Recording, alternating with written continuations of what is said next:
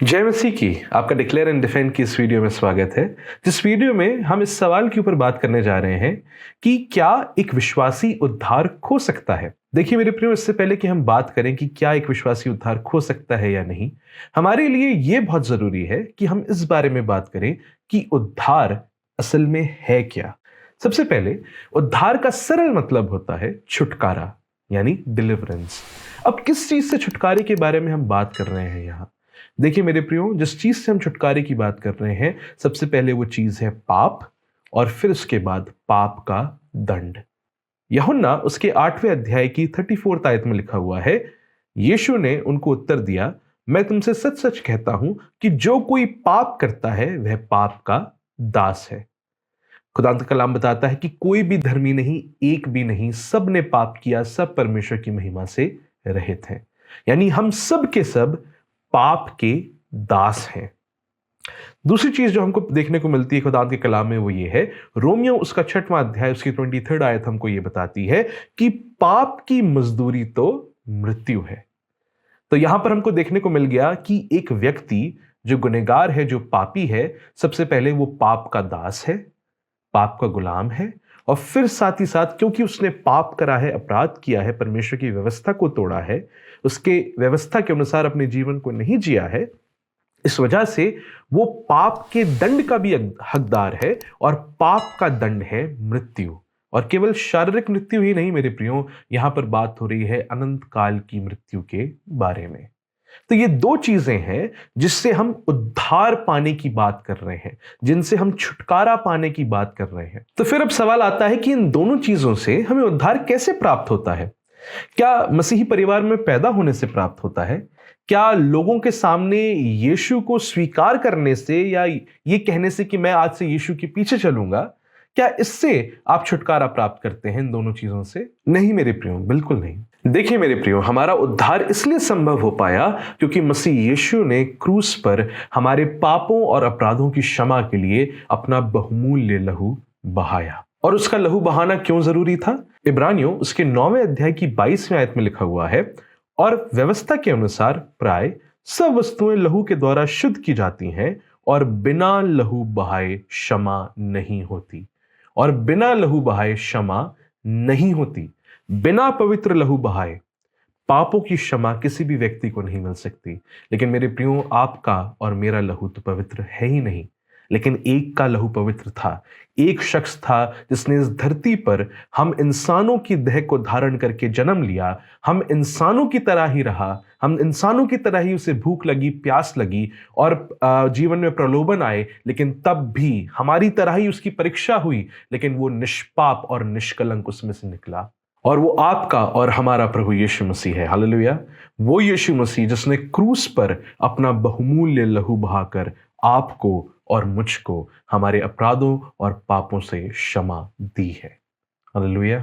देखिए मेरे प्रियो, रोमियो उसके 5वें अध्याय की 6 से लेकर 11वीं आयत में कुछ यूं लिखा हुआ है, क्योंकि जब हम निर्बल ही थे तो मसीह ठीक समय पर भक्तिहीनों के लिए मरा।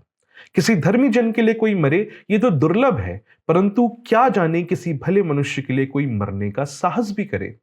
परंतु परमेश्वर हम पर अपने प्रेम की भलाई इस रीति से प्रकट करता है कि जब हम पापी ही थे तभी मसीह हमारे लिए मरा।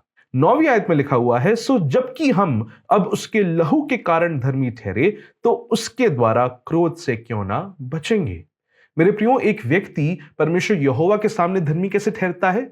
अपने स्वयं की धार्मिकता से? बिल्कुल नहीं। मसीह की धार्मिकता से परमेश्वर यहोवा के सामने धर्मी ठहरता है। अगर हम न्याय के दिन परमेश्वर के क्रोध से बचेंगे, अगर हम न्याय के दिन उस नरक में उंडेले जाने वाले परमेश्वर के क्रोध से बचेंगे, तो वो केवल इसलिए बचेंगे क्योंकि मसीह यीशु ने अपने बहुमूल्य लहू को क्रूस पर हमारे पापों की क्षमा के लिए बहाया था। इसलिए नहीं क्योंकि हम धर्मी थे, इसलिए नहीं क्योंकि हम योग्य थे। हालेलुया। आगे लिखा हुआ है, क्योंकि बैरी होने की दशा में तो उसके पुत्र की मृत्यु के द्वारा हमारा मेल परमेश्वर के साथ हुआ, फिर मेल हो जाने पर उसके जीवन के कारण हम उद्धार क्यों ना पाएंगे। हालेलुया। बैरी होने की दशा में उसके पुत्र के मृत्यु के द्वारा हमारा मेल परमेश्वर के साथ हुआ। हमारा मेल परमेश्वर के साथ ठीक कैसे हुआ? हमारे किसी कार्य को करने के द्वारा नहीं, लेकिन केवल मसीह के क्रूस की मृत्यु के कारण हमारा मेल परमेश्वर के साथ हो पाया। और अगर अब हमारा मेल परमेश्वर के साथ हो गया है, तो फिर इसमें कोई संदेह है ही नहीं कि हम उद्धार पाएंगे। हमें ये इस बात पर डाउट करने की कोई आवश्यकता नहीं है कि हम उद्धार पाएंगे या नहीं पाएंगे। हमें उद्धार प्रभु यीशु नासरी के द्वारा मिल चुका है। 11वीं आयत में लिखा हुआ है, और केवल यही नहीं परंतु हम अपने प्रभु यीशु मसीह के द्वारा, जिसके द्वारा हमारा मेल हुआ है, परमेश्वर के विषय में घमंड भी करते हैं। इफिसियों उसके दूसरे अध्याय की 8वीं आयत में लिखा हुआ है, क्योंकि विश्वास के द्वारा अनुग्रह ही से तुम्हारा उद्धार हुआ है, और यह तुम्हारी ओर से नहीं वरन परमेश्वर का दान है, और ना कर्मों के कारण, ऐसा ना हो कि कोई घमंड करे। उसकी 9वीं आयत में यूं लिखा हुआ है। तो मेरे प्रियो, हमारा जो उद्धार है, सबसे पहली चीज वो इसलिए संभव हो पाया है क्योंकि मसीह यीशु ने क्रूस पर अपना लहू बहाया था, क्योंकि यीशु मसीह ने क्रूस पर हमारे लिए अपनी जान दी थी। और फिर उसके बाद हम उस उद्धार को कैसे प्राप्त करते हैं?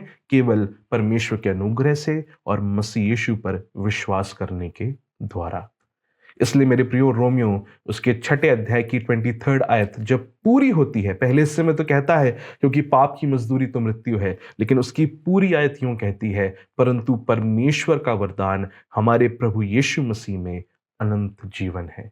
परंतु परमेश्वर का वरदान, but the free gift of God in Christ Jesus is eternal life, हमेशा का जीवन। और फिर यूहन्ना उसके 8वें अध्याय की 36 आयत में लिखा हुआ है, सो यदि पुत्र तुम्हें स्वतंत्र करेगा तो सचमुच तुम स्वतंत्र हो जाओगे। तो यहां पर हम देख सकते हैं कि इन दोनों चीजों से छुटकारा, इन दोनों चीजों से उद्धार, इन दोनों चीजों से सैल्वेशन, पाप से और पाप के दंड से छुटकारा हम केवल मसीह यीशु के द्वारा प्राप्त करते हैं, और केवल उस पर सच्चे हृदय से यकीन करके, विश्वास करके, अपने पापों का अंगीकार करके, उनकी माफी मांगकर प्राप्त करते हैं। इसलिए यूहन्ना 5:24 में प्रभु यीशु कहते हैं, मैं तुमसे सच सच कहता हूं, जो मेरा वचन सुनकर मेरे भेजने वाले की प्रतीति करता है, अनंत जीवन उसका है, और उस पर दंड की आज्ञा नहीं होती, परंतु वह मृत्यु से पार होकर जीवन में प्रवेश कर चुका है। उस पर दंड की आज्ञा नहीं होती है, वह मृत्यु से पार होकर जीवन में प्रवेश कर चुका है, अनंत जीवन उसका है।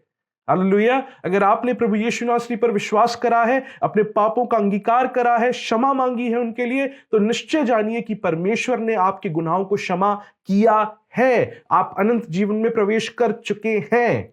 न्याय के दिन आपके हृदय में यह सवाल नहीं होगा कि मैं स्वर्ग जाऊंगा या नहीं जाऊंगा।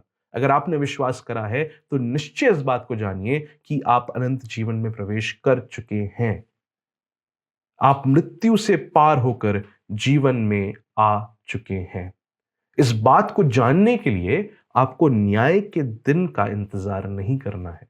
अगर आपने विश्वास किया है तो अनंत जीवन आपका है। पर मेरे प्रियो, फिर यह सवाल सामने आता है कि फिर यह क्यों लिखा है कि विश्वासी भी यीशु के न्याय आसन के सामने अपने कामों का बदला पाने के लिए खड़े होंगे? बहुत अच्छा सवाल है ये।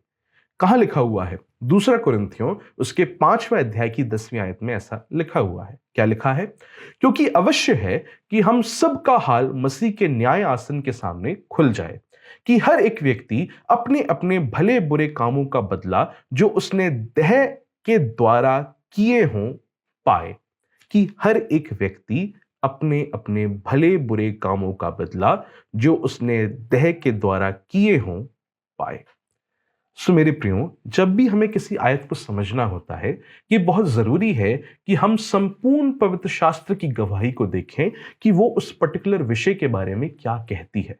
किसी एक आयत के आधार पर ही हमें उस एक विषय के बारे में संपूर्ण जानकारी नहीं मिल सकती सही तरह से।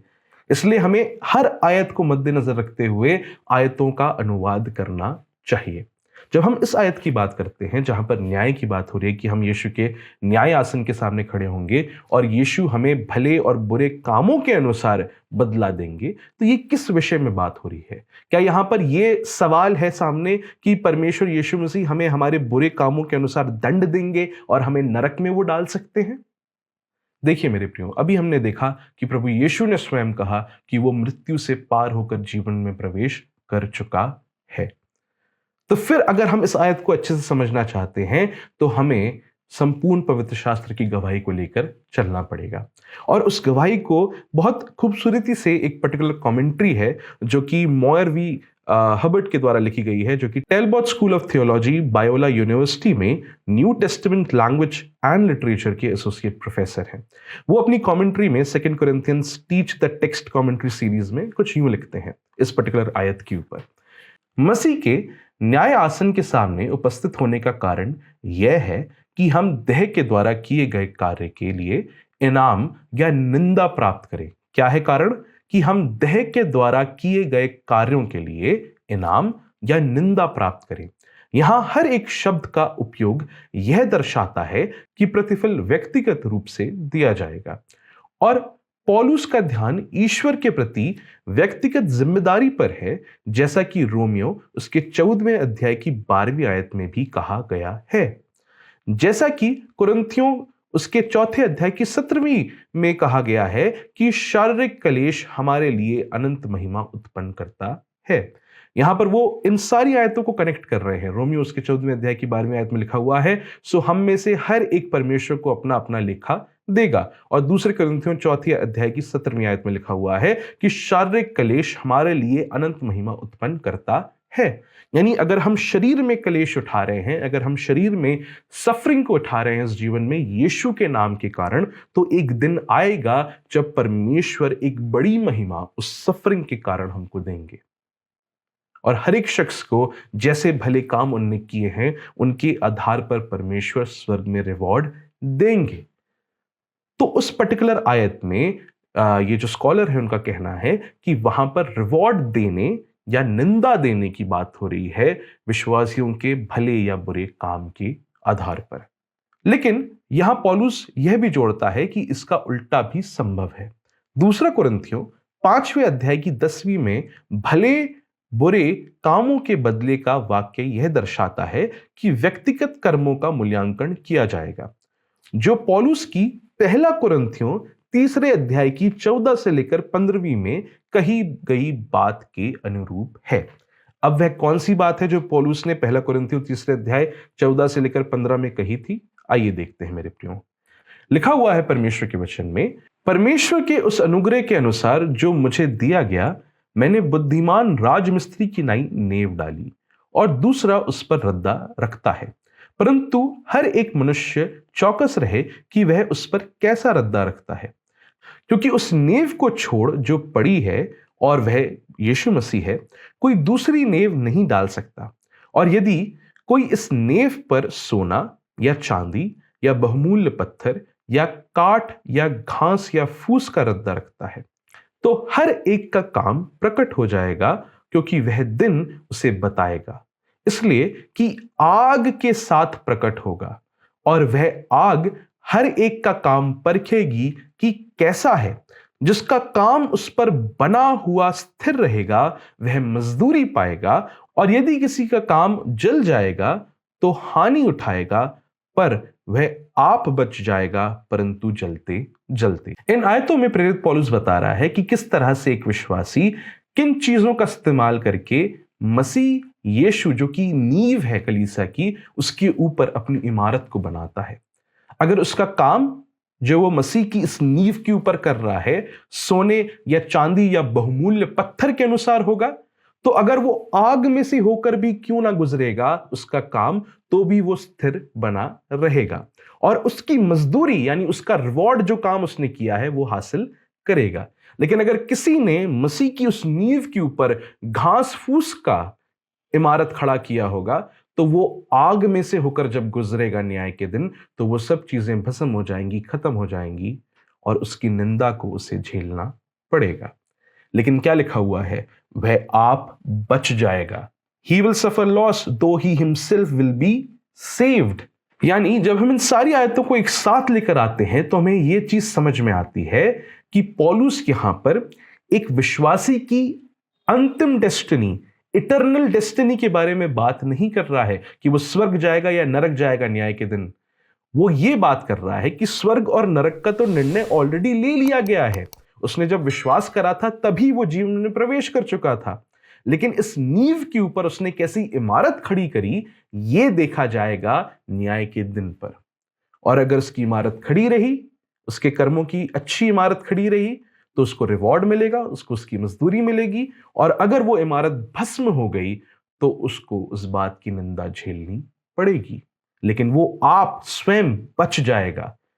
उसके उद्धार के ऊपर आंच नहीं आएगी। इस चीज पर सवाल नहीं है यीशु के न्याय के सिंहासन के सामने खड़े होकर कि वो स्वर्ग में प्रवेश करेगा या नरक जाएगा।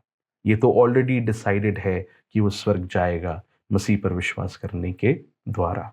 कमेंटेटर ये लिखते हैं कि जैसा पहला कुरिन्थियों 3 अध्याय में, वैसे ही पौलुस यहां भी अनंत भाग्य की बात नहीं कर रहा है, बल्कि यहां न्याय उचक प्रतिफल के बारे में बात कर रहा है। तो मैं आशा करता हूं कि ये जो सवाल था कि फिर अगर ऑलरेडी हमारा ये डिसीजन परमेश्वर यहोवा ने ले लिया है कि हम स्वर्ग में जाएंगे हमारे विश्वास के आधार पर, तो फिर हम क्यों मसीह के सिंहासन के सामने न्याय के दिन खड़े होंगे? ये है उस चीज का उत्तर। इससे यह बात भी स्पष्ट हो जाती है कि मसीहों का न्याय यीशु के न्याय आसन के सामने इसलिए नहीं होगा ताकि उन्हें जांच कर स्वर्ग या नरक भेजा जाए, बल्कि इसलिए होगा ताकि उन्हें उनके कर्मों के अनुसार रिवॉर्ड मिल सके। हालेलुया। सो अब परमेश्वर के वचन के अनुसार यह स्पष्ट है कि हमारा उद्धार हमारे कर्मों से नहीं, पर केवल विश्वास के द्वारा परमेश्वर के अनुग्रह से होता है। और जो विश्वास कर लेता है अनंत जीवन उसका हो चुका है। तो मेरे प्रियो, क्या अब मैं ये कह रहा हूं कि अगर कोई व्यक्ति प्रभु यीशु नासरी पर विश्वास करता है, तो अगर वो उसके वचन के विपरीत, उसके वचन के विरुद्ध भी अपना जीवन जिए, पाप का जीवन जिए, तो क्या तब भी उसका उद्धार होगा? बिल्कुल नहीं। प्रभु यीशु ने यूहन्ना उसके 14वें अध्याय की 15वीं आयत में कहा, यदि तुम मुझसे प्रेम रखते हो तो मेरी आज्ञाओं को मानोगे। यहां पर एक सच्चे विश्वास की पहचान बताई गई है, और वो पहचान ये है कि अगर आप मसीह से सच्चा प्रेम करते हैं, सच्ची रीति से आपने उसको प्रभु के तौर पर स्वीकार करा है, तो आप उसकी आज्ञाओं को भी मानेंगे। याकूब उसके 2 अध्याय की 17वीं आयत में भी लिखा हुआ है, वैसे ही विश्वास भी अगर कर्म सहित ना हो तो वह अपने स्वभाव में मरा हुआ है। अगर कोई व्यक्ति ये कहता है कि उसे विश्वास है लेकिन उसके जीवन में आज्ञाकारिता या भले काम नजर नहीं आते, तो ऐसा व्यक्ति सच्चा विश्वासी नहीं है। आगे वो इसी अध्याय में अब्राहम का भी जिक्र करता है और बताता है किस रीति से कि अब्राहम का जो विश्वास था, जिस विश्वास के द्वारा वो धर्मी ठहरा, वो उसके कार्य में भी स्पष्ट रीति से नजर आ रहा था कि वो इसहाक को परमेश्वर की एक आज्ञा देने पर कुर्बान करने के लिए मोराया पर्वत पर ले गया।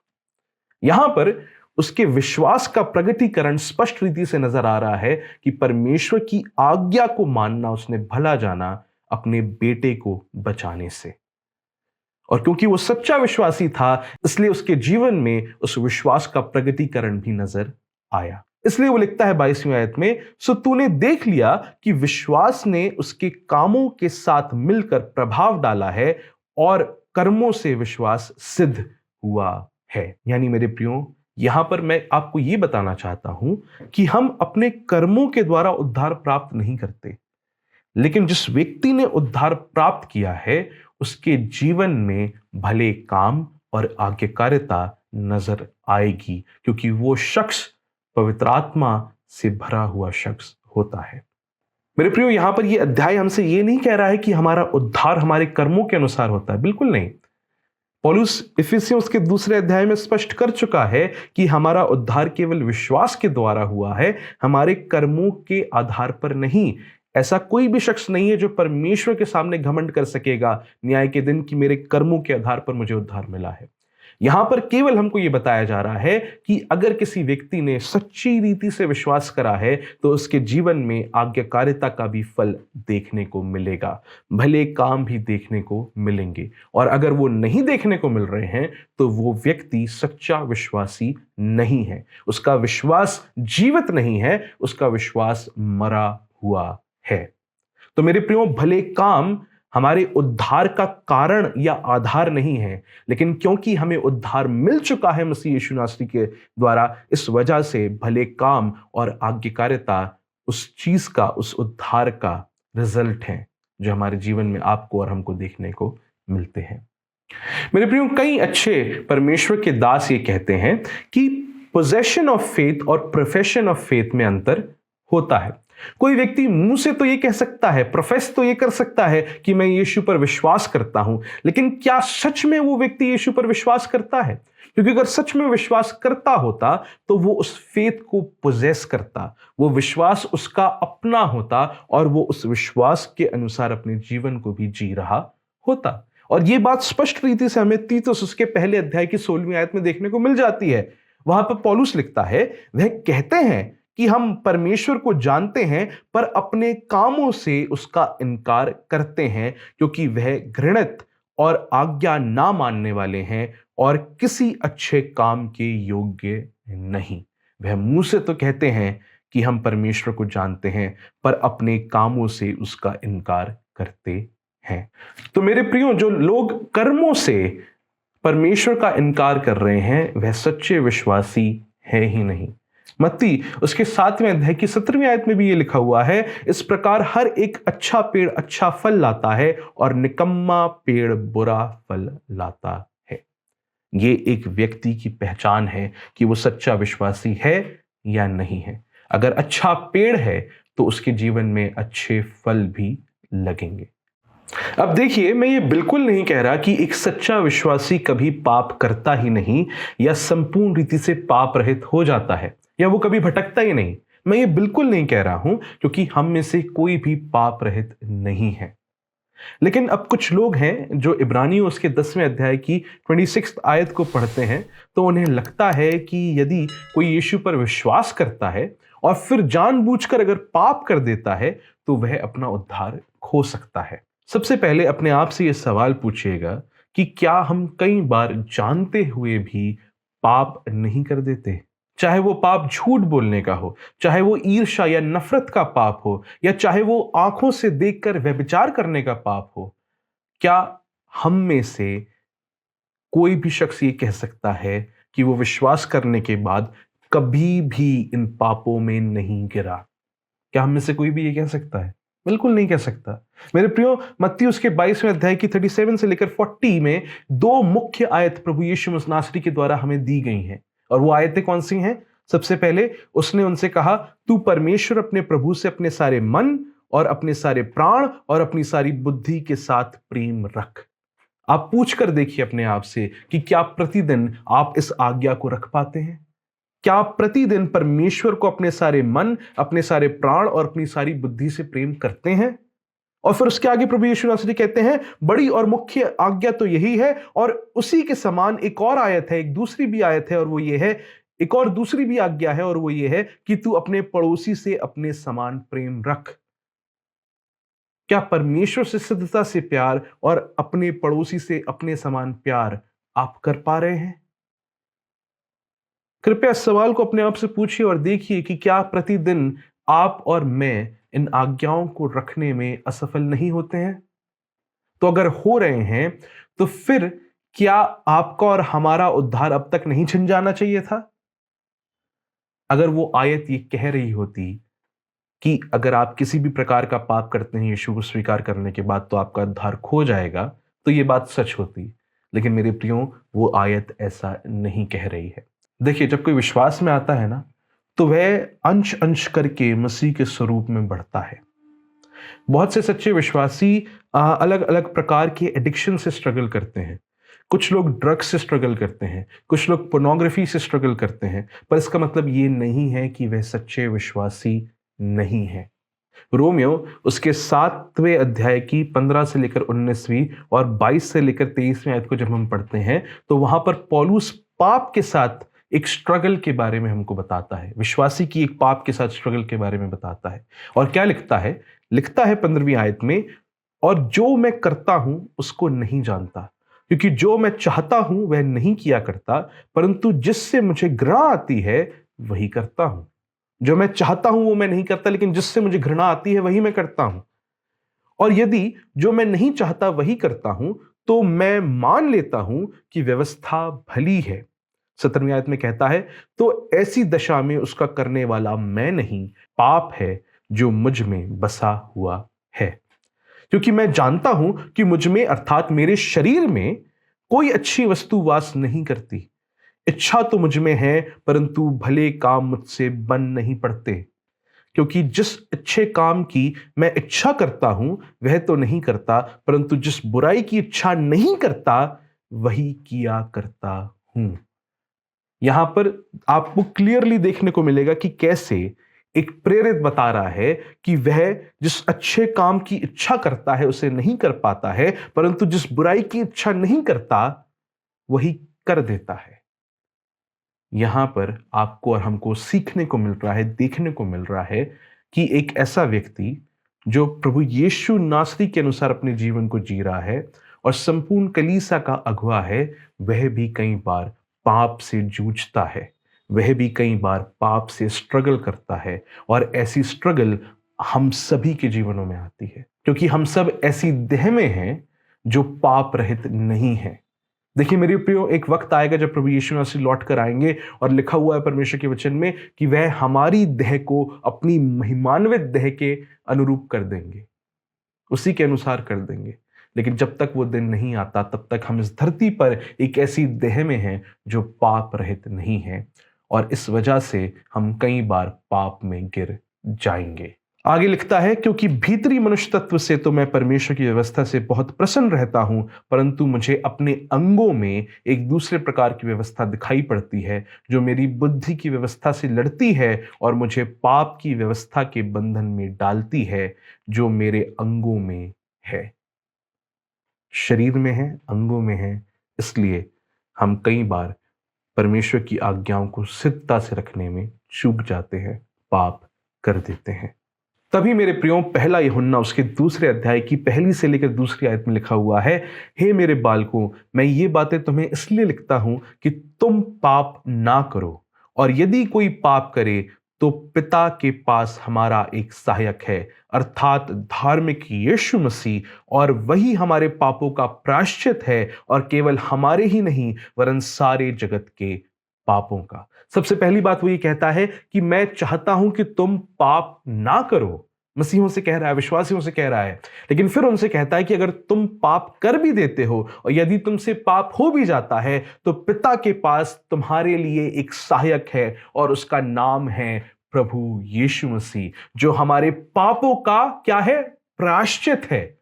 उसने क्योंकि हमारे पाप के दंड को अपने ऊपर क्रूस पर ले लिया, तो वह क्रोध जो हमें हमारे ऊपर नरक में उंडेला जाना चाहिए था, हमारे ऊपर नहीं उंडेला जाएगा। तो केवल अगर आप पाप करते हैं, विश्वास करने के बाद भी आपसे अगर पाप हो जाता है, तो केवल आपको प्रभु यीशु मसीह के नाम से पिता परमेश्वर के सामने घुटने टेक कर उनसे माफी मांगनी है, और आपको आपके पाप की क्षमा मिल जाएगी। आपसे उद्धार नहीं छीना जाएगा, आपसे आपका उद्धार नहीं ले लिया जाएगा जो मसीह ने अपना बेशकीमती बहुमूल्य लहू बहाकर आपको दिया है। वो तब भी आपका प्रायश्चित रहेगा। यदि पाप हो भी जाए तो पिता के पास तुम्हारे लिए एक सहायक है। मेरे प्रिय, सच्चे विश्वासी की पहचान ये नहीं होती कि वो पाप रहित होता है। सच्चे विश्वासी की पहचान ये होती है कि वो निरंतर प्रयास करता है, कोशिश करता है कि वो उस पाप से छुटकारा पाले। वो उस पाप से प्रसन्न नहीं होता है, आनंदित नहीं होता है वो उस पाप को करके, वो उस पाप से शोकित होता है और वो पश्चाताप की ओर जाता है, परमेश्वर से माफी मांगता है उस पाप की, और उसको निरंतर छोड़ने का प्रयास करता है, अपने आप को अनुशासित करके पवित्र आत्मा की सहायता मांगते हुए। ये एक सच्चे विश्वासी की पहचान है। तो अगर आपके जीवन में पाप हो भी जाता है तो इस चीज से डरने की जरूरत नहीं है कि आपसे उद्धार छीन लिया जाएगा। इस बात को जाने कि परमेश्वर ने आपके लिए एक सहायक ठहराया है और वो सहायक है परमेश्वर यीशु मसीह। हालेलुया। पर मेरे प्रियो, अब सवाल आता है कि इब्रानियों उसके 10वें अध्याय की 26 आयत में ये क्यों लिखा गया है कि अगर हम जानबूझकर पाप करते रहें तो हमारे लिए फिर कोई बलिदान बाकी नहीं। मेरे प्रियो, फिर से किसी भी आयत को समझने के लिए उसके संदर्भ को जानना, उसके कॉन्टेक्स्ट को समझना बहुत जरूरी होता है और संपूर्ण पवित्र शास्त्र की गवाही में हमें उस आयत का अनुवाद करना चाहिए। यह मैं आपको ऑलरेडी बता चुका हूं और फिर से आपको इस आयत की कॉन्टेक्स्ट में बता रहा हूं। मेरे प्रियो, इब्रानियों का खत उन यहूदी मसीहों को लिखा गया था जो परसिक्यूशन के कारण यहूदी धर्म में वापस लौटने का विचार कर रहे थे। अगर वे मसीह को त्याग देते तो उनके ऊपर से परसिक्यूशन हट जाता। इसलिए यह खत उनको उत्साहित करने के लिए लिखा गया कि वह विश्वास को थामे रहें और मसीह को त्याग कर वापस यहूदी धर्म में ना लौट जाए।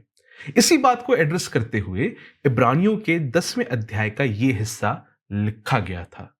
इब्रानियों उसके 10वें अध्याय की 26 आयत में लिखा हुआ है, क्योंकि सच्चाई की पहचान प्राप्त करने के बाद यदि हम जानबूझकर पाप करते रहें तो पापों के लिए फिर कोई बलिदान बाकी नहीं। क्योंकि सच्चाई की पहचान प्राप्त करने के बाद, मेरे प्रियो, ये सच्चाई की पहचान क्या है? ये सच्चाई क्या है जिसके बारे में आयत बात कर रही है? ये सच्चाई है प्रभु यीशु नासरी का सुसमाचार। वह सुसमाचार जो हमको बताता है कि मसीह यीशु ने क्रूस पर कुर्बानी दी है, अल्टीमेट कुर्बानी दी है, जिसकी ओर वो सारी कुर्बानियां जो मूसा की व्यवस्था में करी जाती थी इशारा करती थी। वह क्रूस की कुर्बानी जिस पर मसीह ने अपना बहुमूल्य लहू बहाकर हम सभी को जो उस पर विश्वास करते हैं हमारे पापों से छुटकारा दिया, हमारे पापों से माफी दी। वो बात कर रहा है, अगर उस सच्चाई की पहचान को करने के बाद हम उसको त्याग कर जानबूझकर पाप करते रहें, मसीह को त्याग कर छोड़कर चले जाएं, जानबूझकर इस पाप को करें कि हम मसीह को सच्चाई की पहचान कर ली हमने, लेकिन तब भी जानबूझकर हम उसे त्याग कर छोड़कर जा रहे हैं, तो मेरे प्रियो वो कहता है पापों के लिए फिर कोई बलिदान बाकी नहीं रहता। यहां पर मेरे प्रियो जिन पापों की वो बात कर रहा है ना, असल में वो कई अनेक पाप नहीं है। मेरे प्रियो, इब्रानियों की किताब पर लिखी गई एक बहुत अच्छी कमेंट्री का हिस्सा मैं आपके साथ बांटना चाहूंगा। यह हिस्सा इसी आयत से जुड़ा हुआ है। इस कमेंट्री को लिखा है डोनाल्ड एल्फ्रेड हैगनर ने, जो कि फुलर थियोलॉजिकल सेमिनरी में एक प्रोफेसर है। वो लिखते हैं, यहां यदि हम जानबूझकर पाप करते रहें शब्द सामान्य पापों की ओर संकेत नहीं करता, बल्कि यह सबसे गंभीर और अंतिम पाप अर्थात धर्म त्याग अपोस्टेसी की ओर संकेत करता है। और फिर वो ये कहते हैं कि एनआईवी में कीप ऑन शब्द ग्रीक के वर्तमान क्रियापद का अर्थ स्पष्ट करने के लिए जोड़ा गया है। यहां पर वो एनआईवी में कीप ऑन की बात कर रहे हैं और हमारे हिंदी ट्रांसलेशन में यहां पर जिस तरह से लिखा गया है ना कि पाप करते रहें, ये उसी चीज की बात कर रहे हैं, कीप ऑन और पाप करते रहें। उनका कहना यह है कि instead of translating it as keep on, इसको इस तरह से ट्रांसलेट करने के बजाय कि यदि हम पाप करते रहें, इस पर्टिकुलर सेक्शन को इस तरह से ट्रांसलेट करना चाहिए। किस तरह से? यहां पर वो कहते हैं एनआईवी में कीप ऑन शब्द ग्रीक के वर्तमान क्रियापद का अर्थ स्पष्ट करने के लिए जोड़ा गया है।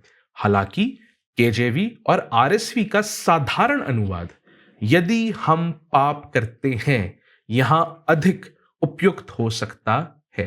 उनके अनुसार यहां पर जो बेहतर अनुवाद होगा वो ये है, क्योंकि सच्चाई की पहचान प्राप्त करने के बाद यदि हम जानबूझकर पाप करते हैं तो पापों के लिए फिर कोई बलिदान बाकी नहीं। उनके अनुसार यहां पर कई सारे ऑर्डिनरी पापों की बात नहीं हो रही है, लेकिन एक सबसे इंपॉर्टेंट पाप की बात हो रही है और वो पाप है धर्म त्याग का पाप, अपोस्टेसी का पाप। और मेरे प्रियो, अगर हम इन आयतों को आगे पढ़ेंगे तो यह बात संपूर्ण रीति से स्पष्ट हो जाएगी। आगे लिखा हुआ है, हां, दंड का एक भयानक बाढ़ जोना और आग का ज्वलन बाकी है जो विरोधियों को भस्म कर देगा। 28 आयत में लिखा हुआ है, जबकि मूसा की व्यवस्था का ना मानने वाला 2 या 3 जनों की गवाही पर बिना दया के मार डाला जाता है। 29 में लिखा हुआ है, तो सोच लो कि वह कितने और भी भारी दंड के योग्य ठहरेगा जिसने परमेश्वर के पुत्र को पांव से रौंदा और वाचा के लहू को जिसके द्वारा वह पवित्र ठहराया गया था अपवित्र जाना और अनुग्रह की आत्मा का अपमान किया। उस बहुमूल्य लहू को, उस पवित्र लहू को पुत्र के उसने पांव तले रौंदा। और ये कब होता है? ये तब होता है जब आप सच्चाई की पहचान कर लें, जब आप जान लें सच्चाई को कि प्रभु यीशु नासरी ने क्रूस पर आपके लिए जान दी है, और तब भी आप परसिक्यूशन के कारण, सताव के कारण मसीह को त्याग कर, छोड़कर उसके लहू को रौंद कर चले जाएं, तब ये आयत पूरी होती है कि एक भारी दंड आपके ऊपर आएगा, क्योंकि तब आपके पास फिर कोई बलिदान नहीं बचेगा जिससे आप अपने अपराधों की क्षमा प्राप्त कर लें। तो यहूदियों को यहां पर यही बताया जा रहा है कि मंदिर में जो तुम कुर्बानियां करते हो ना, वह कुर्बानियां इसलिए की जाती थी ताकि वो मसीह यीशु की तरफ इशारा कर सके कि वो एक दिन आएगा, अपने प्राण को क्रूस पर त्यागेगा, अपना पवित्र लहू बहाएगा, और उसके लहू बहाए जाने के कारण तुम विश्वास करने के द्वारा परमेश्वर के अनुग्रह से उद्धार को प्राप्त करोगे। तो अगर तुम उसी को त्याग कर चले जाते हो तो फिर तुम्हारे पास कोई बलिदान बाकी नहीं रहेगा जो तुम्हें तुम्हारे अपराधों से क्षमा दे सके। तो मेरे प्रियो, इब्रानियों का खत इस पर्टिकुलर पाप के बारे में बात कर रहा है। वो ये नहीं कह रहा है कि अगर मसीह को स्वीकार करने के बाद तुमने पाप कर दिया तो तुम्हारा उद्धार तुमसे छीन लिया जाएगा। वो जिस पाप की मुख्य रूप में बात कर रहा है वो पाप है मसीह को त्यागने का पाप, अपोस्टेसी का पाप। उस पाप के बारे में ये पर्टिकुलर चैप्टर जो है, या ये पर्टिकुलर चैप्टर और उसकी ये आयतें जो हैं बात कर रही हैं। तो मेरे प्रियो, अब हम अपने सबसे प्रथम सवाल की ओर लौटते हैं। क्या एक विश्वासी उद्धार खो सकता है? देखिए, अगर कोई विश्वासी मसीह को हमेशा के लिए त्याग देता है तो हां, वो उद्धार खो देगा। पर मेरे प्रियो, धन्यवाद देने की बात यह है कि मसीह यीशु ने यह प्रतिज्ञा दी है कि वो अपनी भेड़ों में से किसी को नहीं खोएगा। हालेलुया। यूहन्ना उसके 10वें अध्याय की 27 से लेकर 29 आयत में यीशु मसीह को आप ये कहता हुआ पाएंगे। वो कहते हैं, मेरी भेड़ें मेरा शब्द सुनती हैं और मैं उन्हें जानता हूं, और वे मेरे पीछे पीछे चलती हैं, और मैं उन्हें अनंत जीवन देता हूं, और वे कभी नाश ना होंगी। मेरी भेड़ें मेरा शब्द सुनती हैं, वह मेरे पीछे चलती हैं, और वे कभी नाश ना होंगी, और कोई उन्हें मेरे हाथ से छीन ना लेगा। मेरे पिता जिसने उन्हें मुझे दिया है सबसे बड़ा है, और कोई उन्हें पिता के हाथ से छीन नहीं सकता। क्या लिखा हुआ है? और कोई उन्हें पिता के हाथ से छीन नहीं सकता। तो मेरे प्रियो, ये आयत स्पष्ट रीति से आपको यह बता रही है कि खुदावन यीशु मसीह पर अगर आपने यकीन करा है, भरोसा करा है, तो आपने इसलिए यकीन और भरोसा करा है क्योंकि पिता परमेश्वर ने आपको मसीह की भेड़ बनाया है।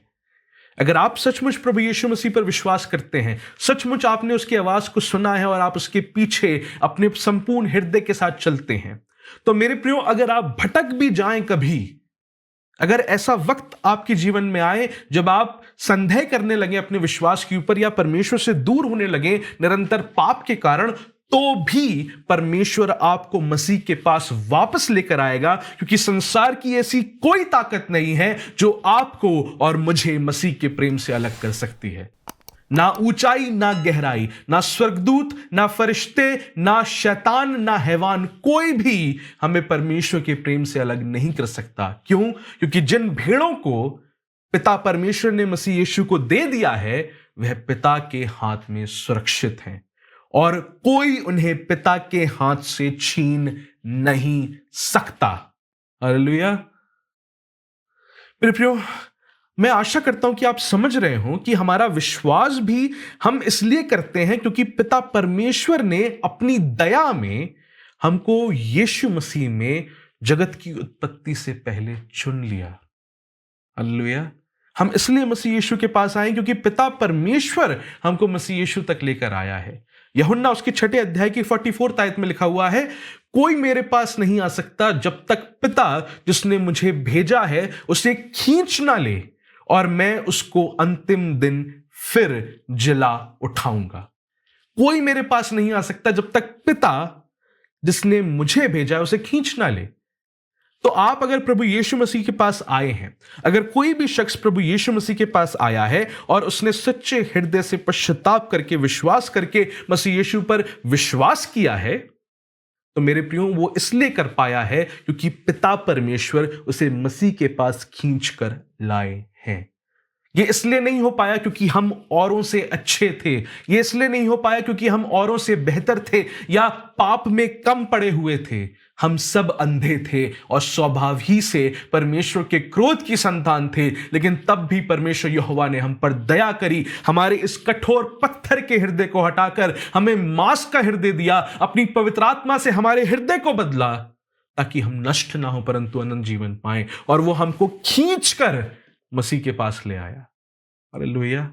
हमको खींच कर मसीह के पास ले आया और मसीह कहता है जो खींच कर लाए गए हैं उन्हें मैं अंतिम दिन फिर जिला उठाऊंगा। वो अपनी भेड़ों में से किसी को नहीं खोएगा। वह भेड़ें जो उस पर सच्चे हृदय से यकीन करती हैं, चाहे वो भटक भी जाएं तो भी वो चरवाहा जाएगा, अपनी भेड़ को ढूंढकर वापस लेकर आएगा, लेकिन अपनी भेड़ को भटके हमेशा के लिए रहने नहीं देगा। कोई भी चीज आपको और मुझको मसीह के हाथ से छीन नहीं सकती, पिता के हाथ से छीन नहीं सकती। मेरे अजीजों, मैं अब तक ये आशा करता हूं कि अगर अब तक आपने इस वीडियो को देखा है और सुना है तो आप इस बात को समझ गए होंगे कि शुरुआत से लेकर अंत तक आपका उद्धार केवल परमेश्वर की दया से और अनुग्रह से हुआ है। वही आपको मसीह तक लाया है, उसी ने मसीह को इस धरती पर भेजा ताकि वो कुर्बान करके आपका उद्धार संभव कर सके, और वही अंत तक आपको विश्वास में बनाकर रखेगा। तभी उसने इस कलाम में ये वार्निंग्स को दिया है। ये पैसेज तभी कलाम में पाए जाते हैं ताकि इन वार्निंग्स को एक सच्चा विश्वासी देखे और फिर सतर्क हो जाए और पाप का जीवन ना जीता रहे। तो मेरे प्रियो, अगर कोई सच्चा विश्वासी है तो वह कभी मसीह को त्याग कर हमेशा के लिए नहीं जाएगा। कुछ समय के लिए हो सकता है भटक जाए, लेकिन अगर सच्चा विश्वासी है, सच्ची भेड़ है परमेश्वर की, तो वह कभी मसीह को हमेशा के लिए त्याग कर नहीं जाएगा। और अगर त्याग कर नहीं जाएगा तो कभी भी वो अपना उद्धार नहीं खो सकता। मैं आशा करता हूं कि आप इस वीडियो के माध्यम से समझ गए हैं उद्धार को अच्छे से और इस सवाल के जवाब को।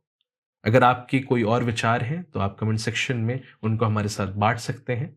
अगर कोई सवाल है अभी भी इस चीज से जुड़ा हुआ तो उसको भी आप कमेंट सेक्शन में डाल सकते हैं। और आप अपनी स्क्रीन पर इस वक्त देख सकते हैं कि एक ईमेल आईडी फ्लैश हो रही होगी। अगर आप हमको ईमेल लिखकर अपना सवाल भेजना चाहते हैं तो आप वो भी कर सकते हैं। अगर इस वीडियो से आपको बरकत मिली है, आशीष मिली है, तो हम आपसे निवेदन करते हैं कि कृपया इसे और मसीही विश्वासियों के साथ शेयर करें। इस वीडियो को लाइक करें, कमेंट करें और परमेश्वर यूं ही आपको अपनी नजदीकी में बढ़ाता जाए, ये हमारी प्रार्थना है। परमेश्वर आप सभी को बरकत और आशीष दे।